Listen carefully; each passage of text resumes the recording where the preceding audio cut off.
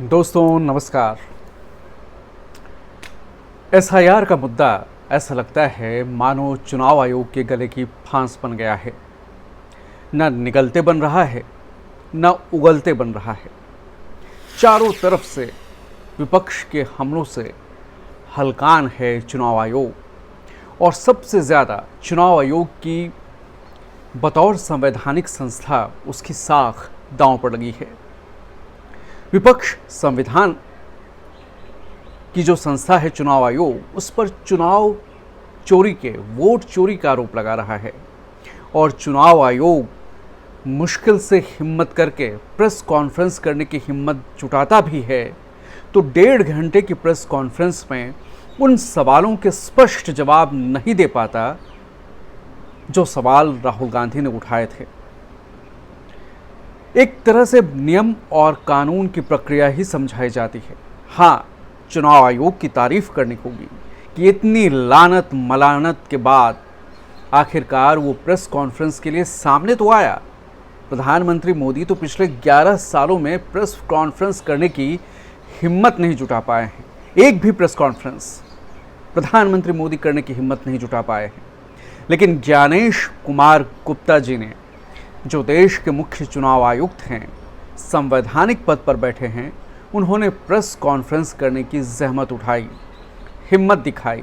पूरा का पूरा चुनाव आयोग का कुनबा, वो पूरे के पूरे दस्ता जिसमें मुख्य चुनाव आयुक्त भी थे, बाकी 2 और अन्य चुनाव आयुक्त थे, उनका स्टाफ था, वो उस जगह पे आते हैं और चुनाव आयोग के दफ्तर से उन्होंने प्रेस कॉन्फ्रेंस किया। इसके लिए तारीफ करनी चाहिए मुख्य चुनाव आयुक्त की कि आखिर उन्होंने उस संस्था पर जितने दाग लगाए जा रहे हैं, जो सवालों के तीर छोड़े जा रहे हैं उन पर, उनका जवाब देने के लिए प्रेस कॉन्फ्रेंस तो की। चलिए, कम से कम प्रेस कॉन्फ्रेंस तो की। यह अलग बात है कि उस प्रेस कॉन्फ्रेंस में आपको वैसे जवाब सुनने को नहीं मिले जिसकी उम्मीद भारत के मतदाताओं की थी, जिसकी उम्मीद बिहार के मतदाताओं की थी। वही बातें हुई, न पक्ष न विपक्ष, हमारे लिए सब समकक्ष। चुनाव आयोग न डरा है न डरेगा। जिन राजनीतिक दलों का जन्म ही चुनाव आयोग से हुआ है, उनके पंजीकरण से हुआ है, रजिस्ट्रेशन से हुआ है, वो हमसे अलग कैसे हो सकते हैं भला? राजनीतिक दल हमारे कंधे पर रखकर बंदूक चला रहे हैं और सबसे अहम जो राहुल ने खुलासे किए, उस पर कहा कि 7 दिन में हलफनामा दो वरना माफ़ी मांगो। लेकिन जो चुनाव आयुक्त कहने की हिम्मत नहीं जुटा पाए, राहुल गांधी ने कह दिया। एक बार फिर कहा, डंके की चोट पर कहा। और बिहार में वोटर अधिकार यात्रा के दौरान राहुल गांधी ने कहा कि देश के मुख्य चुनाव आयुक्त और 2 अन्य चुनाव आयुक्त जो वोट चोरी कर रहे हैं, उसकी साजिश कर रहे हैं, उनके खिलाफ इंडिया गठबंधन सत्ता में आती है बिहार में और देश में, तो उनके खिलाफ एक्शन लिया जाएगा। और इससे पहले राहुल गांधी संसद परिसर में भी कह चुके थे कि चुनाव आयोग ये ना समझे कि वो कुछ भी करके बच निकलेगा। हम उन अधिकारियों के पीछे तक पहुंचेंगे और उनकी जवाबदेही सुनिश्चित करेंगे। तो अब इस तस्वीर के 2 पक्ष हैं। राजनीति हो रही है। जी हाँ दोस्तों, राजनीति हो रही है। एक तरफ केंद्र सरकार, बीजेपी की सत्ता है, बीजेपी चुनाव आयोग के पक्ष में उतरकर बैटिंग कर रहा है और इतनी लानत मलानत के बाद सुप्रीम कोर्ट में सुनवाई के दौरान आखिरकार चुनाव आयोग सामने आया। और उस दिन सामने आया जिस दिन बिहार में राहुल अपनी वोट अधिकार यात्रा की शुरुआत करने जा रहे थे, 17 अगस्त को। समय भी वही करीब उसी का था जिस वक्त राहुल की यात्रा शुरू होनी थी। और सेम दिन प्रेस कॉन्फ्रेंस करने की बात की ज्ञानेश कुमार गुप्ता जी ने। और ज्ञानेश जी ने प्रेस कॉन्फ्रेंस किया, उसमें जो छोटी बातें मैं आपके सामने रखूं, उसमें उन्होंने कहा कि गलतियां तो हैं, गलतियां बहुत सालों से हैं वोटर लिस्ट में। उन्होंने मानी कि त्रुटियां हैं और उसी के निराकरण के लिए ये एसआईआर किया जा रहा है। 22 लाख वोटर 6 महीने में जो है मृत नहीं हुए हैं, लंबे समय से मृत थे और वोटर लिस्ट में थे। एक व्यक्ति के 1 से ज़्यादा वोटर लिस्ट हो सकते हैं। सुन रहे हैं आप, ऐसा ही कहा उन्होंने। हो सकते हैं कि गलती से एक व्यक्ति के नाम एक से ज़्यादा वोटर लिस्ट हों, लेकिन वो एक से ज़्यादा बार वोटिंग नहीं कर सकता, और ये करेगा तो कानूनन अपराध है। सीसीटीवी फुटेज हम कैसे सौंप सकते हैं? महिलाओं, बहनों और बेटियों की वो फुटेज हम कैसे सौंप सकते हैं? अरे भाई, तो 45 दिन तक अगर कोई दावा करे, आपत्ति करे, तब तो आप सौंप सकते हैं। 45 दिन के बाद आप नहीं सौंप सकते। चुनाव आयोग के पास इतनी क्षमता नहीं है क्या कि जो ये त्रुटियां रही हैं, चुनाव आयोग अगर मान रहा है तो चुनाव आयोग ये भी माने ना कि इससे पहले जो चुनाव हुए महाराष्ट्र में, इससे पहले जो चुनाव हुए केंद्र के, इससे पहले जो चुनाव हुए दिल्ली में, अगर उन सब वोटर लिस्ट में ये त्रुटियां रही हैं, और इससे पहले जो चुनाव हुए बिहार में, उनमें भी ये त्रुटियां रही हैं, जिसमें 22 लाख मृत लोगों के नाम थे, तो क्या फर्जी वोट डाले गए थे? क्या वो उस बारे में चुनाव आयोग क्यों चुप है? चुनाव आयोग क्यों कह रहा है कि राहुल गांधी को स्पष्टीकरण देना चाहिए, शपथ पत्र देना चाहिए, 7 दिनों में हलफनामा दो वरना देश से माफ़ी मांगो? तो ये चुनाव आयोग के जो तेवर हैं, जो अब खुद को नया चुनाव आयोग कहता है, वो उस पर विपक्ष हमलावर है, और विपक्ष आरोप लगा रहा है। चुनाव आयोग के प्रेस कॉन्फ्रेंस के अगले दिन विपक्षी दलों ने एक साथ मिलकर प्रेस कॉन्फ्रेंस की, और ये इतिहास में पहली बार है कि किसी संवैधानिक संस्था के खिलाफ लामबंद होकर विपक्षी दलों ने एक साथ प्रेस कॉन्फ्रेंस की, और उस प्रेस कॉन्फ्रेंस में आरोप लगाया कि पक्षपाती अधिकारी चुनाव आयोग जैसे संवैधानिक संस्था में बैठे हुए हैं, और उनकी वजह से चुनाव आयोग की साख को झटका लगा है, और वो बीजेपी की, केंद्र सरकार की जो वोट चोरी की साजिश हो रही है उसमें सहभागी हैं। वो बीजेपी की सारी शिकायतों को गौर से सुनते हैं, लेकिन विपक्ष शिकायतें करता रह जाता है, उसकी शिकायतों पर सुनवाई नहीं होती। मसलन राहुल ने जो आरोप लगाए, उस पर चुनाव आयोग ने कहा कि 7 दिनों के अंदर आप हलफनामा दीजिए, शपथ पत्र दीजिए, तभी वो शिकायतों को मान्य माना जाएगा, नहीं तो अमान्य कर दिया जाएगा, और आप माफ़ी मांगिए। तो विपक्ष पूछ रहा है कि 2022 में, इससे पहले जो यूपी में चुनाव हुए थे, उस चुनाव में हमने तो 18,000 शपथ पत्र दिए थे, उस पर क्या एक्शन लिया गया? कांग्रेस कह रही है कि हमने जो डेटा पेश किए हैं वो सारे चुनाव आयोग के ही डेटा है।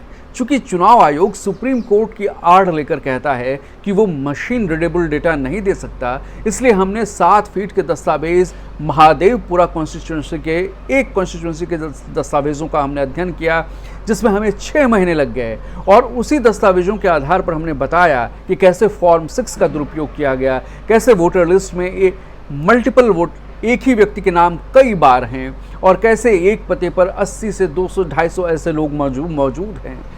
इस पर चुनाव आयोग ने कुछ नहीं कहा।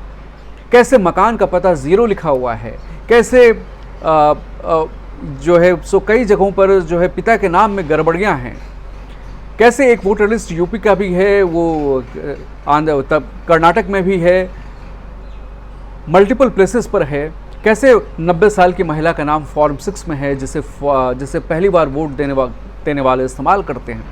तो इन सब सारे सवालों के जवाब पर चुनाव आयोग ने टालते हुए वो कहने की कोशिश की जो वो कहना चाहता था, और ये दिखाने की कोशिश की कि हम डरने वाले नहीं हैं। तो विपक्ष ने जो पलटवार किया वो ये कह रहा है विपक्ष कि विपक्ष भी नहीं डरेगा, और राहुल ने तो 2 कदम आगे बढ़ते हुए साफ कर दिया कि मुख्य चुनाव आयुक्त और आज के जो चुनाव आयुक्त हैं वो वोट चोरी करने की कोशिश कर रहे हैं, और उनकी कोशिश सफल नहीं होने दी जाएगी, और उनके खिलाफ इंडिया गठबंधन की सरकार बनी तो कार्रवाई होगी, और उस कार्रवाई से हम नहीं हिचकेंगे।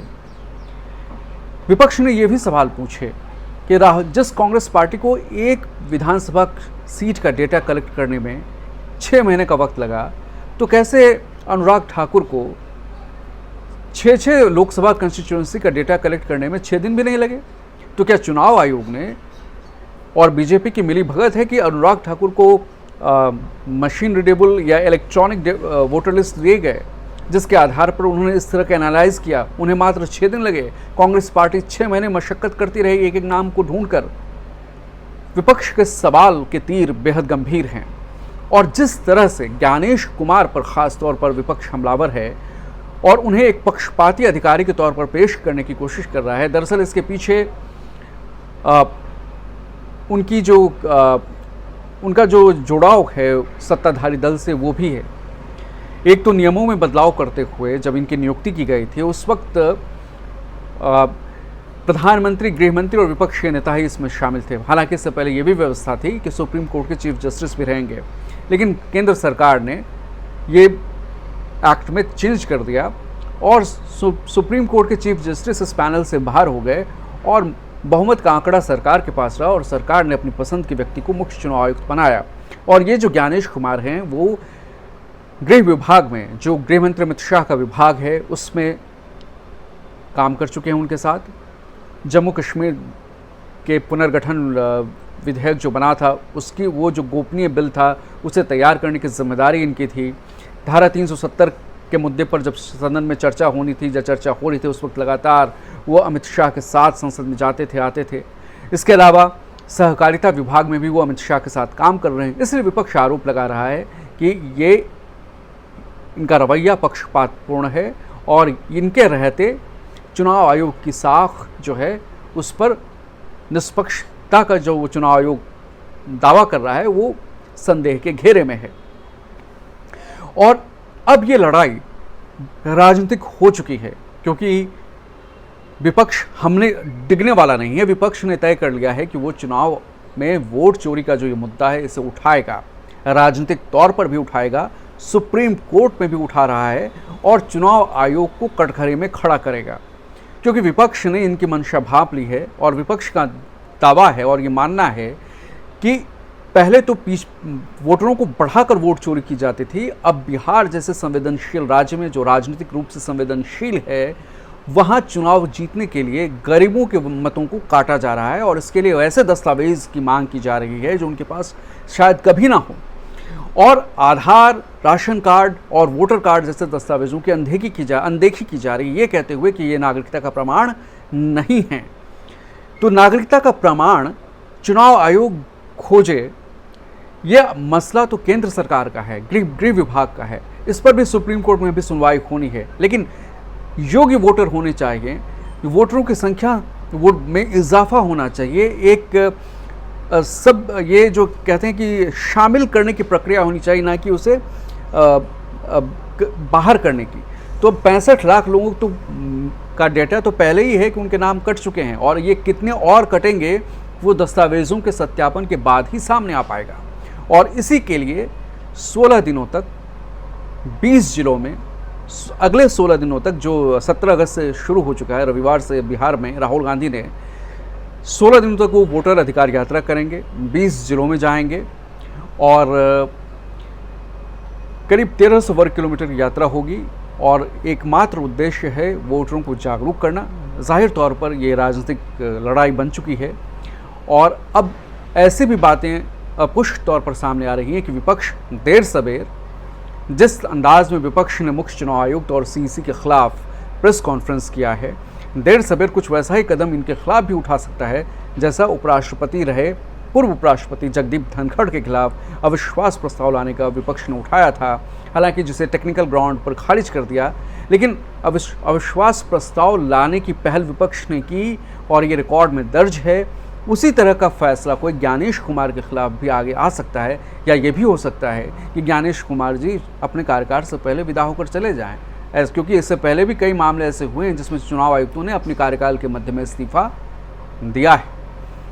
तो जाहिर है विपक्ष इस मामले को हल्के में नहीं ले रहा है, विपक्ष के अस्तित्व का सवाल है और विपक्ष ये मान रहा है कि देर सवेर सभी राजनीतिक दल इसकी चपेट में आएंगे और इसलिए ये एसआईआर की प्रक्रिया पे किसी को आपत्ति नहीं है। बस मुद्दा ये है पारदर्शिता का, मुद्दा ये है कि हड़बड़ी में ना हो, व्यवस्थित तरीके से हो। और सबसे ज़्यादा तो चुनाव आयोग के इस बात पर ही सभी दलों ने आपत्ति उठाई कि जिसमें उन्होंने कहा कि एसआईआर का फैसला सभी दलों की मांग पर किया था। किस दल ने मांग की थी बिहार चुनाव से पहले एसआईआर की? किसी ने मांग की हो, कोई रिकॉर्ड पर नहीं कह रहा है कि उन्होंने एसआईआर की मांग की थी। हालांकि सब ये कह रहे हैं कि एसआईआर होना चाहिए, इससे पहले 20 साल पहले हुआ था, बाद में इंटेंसिव रिवीजन हुए थे। तो चुनाव आयोग को ये मानना चाहिए कि वो जिस प्रक्रिया के तहत, एक तो पहले सवाल उठते थे यंत्र की, ईवीएम, ये सवाल उठाने वाली कांग्रेस पहले नहीं थी, क्योंकि कांग्रेस पर और आरजेडी पर तो बहुत पहले से आरोप लगते थे ये लोग बूथ लूटते हैं, बूथ लूटने वाले हैं। जब बैलेट पेपर पर चुनाव होते थे तभी इसकी चर्चा होती थी। लेकिन जब मशीन आया और कांग्रेस पार्टी सत्ता में थी तो सबसे पहले ईवीएम को हैक किए जाने का मसला बीजेपी ने उठाया था। इस पर बीजेपी के एक नेता ने किताब लिखी थी। बाद में सुप्रीम कोर्ट में मामला गया और मामला साबित रफा दफा हो गया। अब सवाल जो उठ रहे हैं वो यंत्र पर नहीं, अब गोल पोस्ट चेंज हो गया है।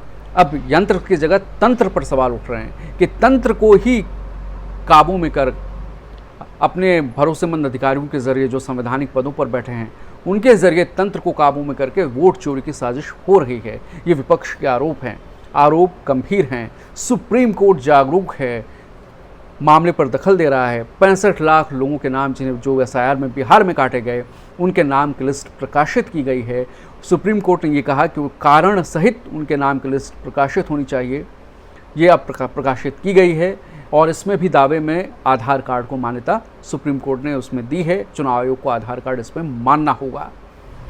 जाहिर है ये मुद्दा राजनीतिक तौर पर बेहद गर्म है और सीईसी की साख संदेह के ज़बरदस्त घेरे में है। सीईसी ने जो प्रेस कॉन्फ्रेंस की उसने उस पर और भी सवाल खड़े कर दिए और विपक्ष लामबंद है लोकतंत्र को बचाने के लिए। देखिए, आखिरी बात, भय और भ्रम की राजनीति के आरोप बीजेपी विपक्ष पर लगाती है और विपक्ष कहता है कि सारे संवैधानिक संस्थाओं को बीजेपी ने अपने कब्जे में कर लिया है। तो दोनों के अपने पक्ष में तर्क हैं, वितर्क हैं, लेकिन ये मूल बात यह है कि देश संविधान से चलना चाहिए और सबको एक लेवल प्लेइंग फील्ड मिलना चाहिए। सत्ता में रहने के लिए, सत्ता में आने के लिए चुनाव लोकतंत्र का अधिकार है। एक व्यक्ति एक वोट का अधिकार लोकतंत्र की आत्मा है। उस अधिकार की रक्षा होनी चाहिए, जिसकी बात खुद चुनाव आयोग भी कर रहा है। और सिर्फ बात करने से नहीं, वो बातें अमल में आती दिखनी चाहिए। सिर्फ वोट काटने पर नहीं, सभी योग्य उम्मीदवारों के वोट एक साथ आएँ, इसकी भी कोशिश होती दिखनी चाहिए। फिलहाल आर पार की जंग है और ज्ञानेश कुमार पर, सीईसी पर विपक्ष की तेवर बहुत गर्म है और आने वाले समय में शायद विपक्ष के खिलाफ कोई बड़ा कदम भी उठा ले।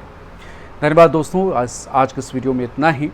आप हमारे साथ जुड़े, आपने इस वीडियो को देखा, इसके लिए बहुत बहुत धन्यवाद। आप इस चैनल को लाइक कीजिए, शेयर कीजिए, अपनी राय रखिए और सब्सक्राइब कीजिए। बहुत बहुत धन्यवाद।